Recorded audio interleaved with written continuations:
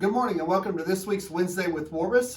Today what I'd like to talk to you about is about COVID, kind of tell you some of our protocols. There's been questions about the different maps and I'm going to just try to clear some of that up for you. First of all, I want to just say thank you for all the hard work that you're doing, keeping yourself safe and our kids safe. Trying so hard to stay in school and you're doing a great job and I really do appreciate it. First thing I want to talk about is kind of the contact tracing.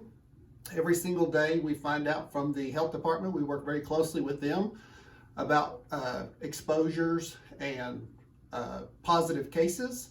So usually the principals do a lot of the contact tracing. They work very closely with Mrs. Holder. Mrs. Holder's kind of the lead on our contact tracing here in the district. And so she keeps a running tally. And if you'll look at our current situation, this was at the end of the day on Monday, and if this is something that you all are interested, let us know. We can send this out every day to you. But what it shows is our total enrollment for each school site, our total number of COVID positive students per site since all of this started, our employees, and our quarantines. And the totals are down here. Then here, it shows, as of the end of the day, Monday, of the 62 positive student cases, 17 were currently positive at the end of the day on Monday, and 45 students had returned to school. On our employees, of the 35, as of the end of the day Monday, 6 of those were still positive, 29 had returned to work, and of our 594 quarantined students, 196 were still quarantined, 398 had returned to school. Now, that's our data. We could be somewhat off because we don't always know some of the positive cases, and sometimes we find out about them 2 or 3 days afterwards because they've been quarantined. But we try to keep the data as transparent as possible. We send that out on Fridays, usually, with our information. In addition to working with the Jackson County Health Department, every single day I get an email and I can start sending that to you, or you can go to the website yourself. And if you'll go to the Oklahoma State Department of Health, I get this email every day, and if some of you decide you want that, I can do it all staff and send this out because I get it every day. Once I do, I click here. And I scroll down and I want to view the data by the county.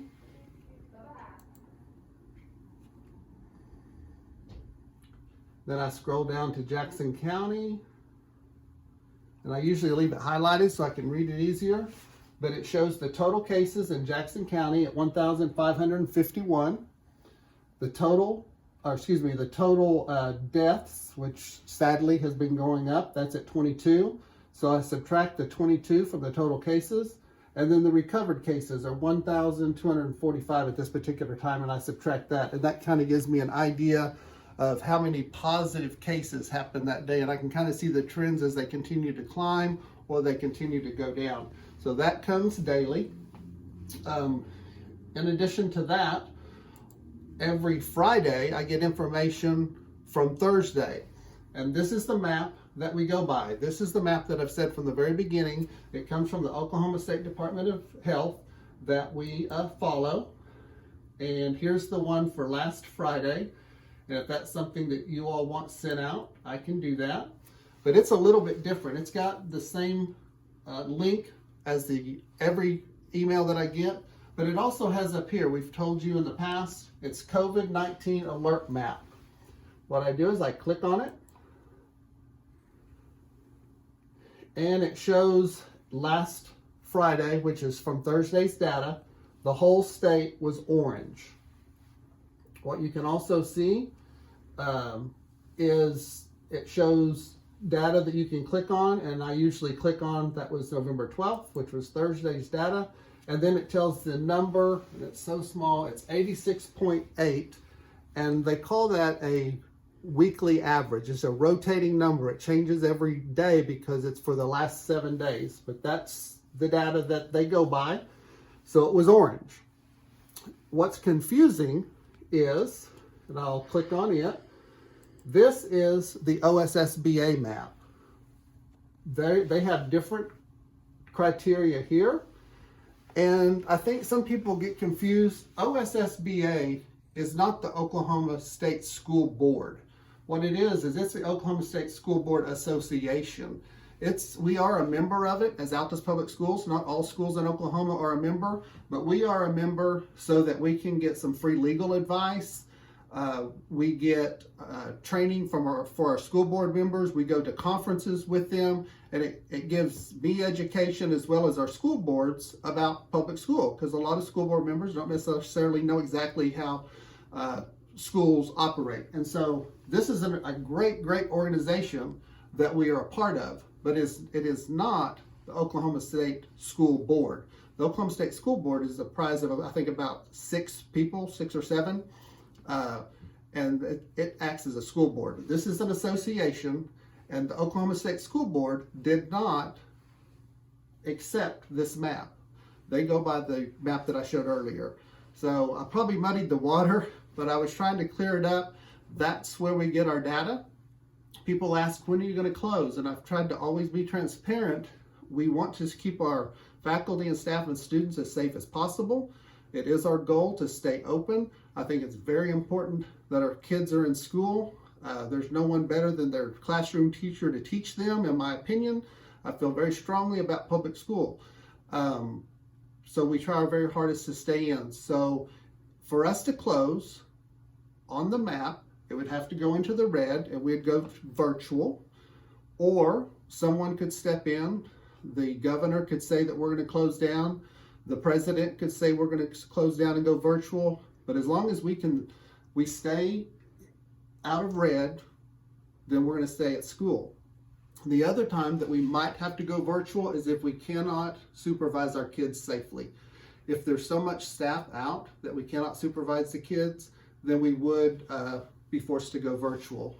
People have asked, would we close one school and not the other? Probably not. The only exception possibly would be the high school, because they're older kids. We might at some point go virtual just at the high school, but any of the smaller sites, more than likely we'll totally go virtual for the whole district if we have to. And we make that determination every Friday for the next week. So for example, if this Friday the map is red, we'll be virtual. Next week, which we're out for Thanksgiving, we'd check it again Friday, and then we'll decide. So every Friday we decide for the next week. So hopefully that will clear up some information. If you have any questions, please call me. You're welcome to call me on my cell, 580-471-0236, or at work, it's 580-481-2100. But this is how we come up with our data on having school or not. Also, I just want to say congratulations to our high school cheerleaders and their coaches. Last weekend was such a great weekend. We won regionals a week or two before that, and then we competed against 15 high schools Saturday. And it was all the big schools like Collinsville and Lawton Mack and Lawton Ike and Bishop McGuinness, the private schools. Our girls performed awesomely. First round, we made it into the top 6. We didn't know what our ranking was, but after it was all said and done, we were the champions. We were state champions in game day cheer. And then after it all came out, we found out that going into the final round, we were actually in 3rd place, and our girls just performed amazing, and we won by 2 points. What an exciting day. So proud of the girls and the coaches. Again, if you have any questions, let me know. And as always, may God continue to bless Altus Public Schools.